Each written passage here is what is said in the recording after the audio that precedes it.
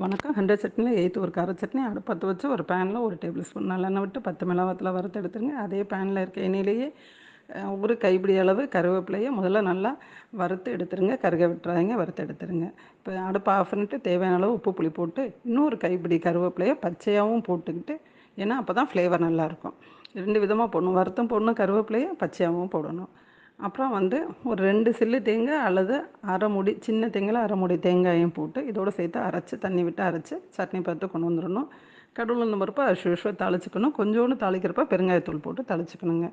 இப்போ இது நார்மலாக நம்ம கருவேப்பிலை குழந்தைங்க பெரியவங்க கூட என்ன செய்வாங்கன்னா கருவேப்பிலை எடுத்து எடுத்து வச்சுருவாங்க.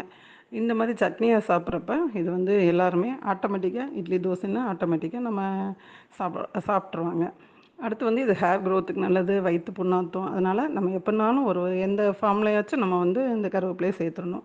இந்த வீடியோவை பிடிச்சவங்க லைக், ஷேர் செஞ்சு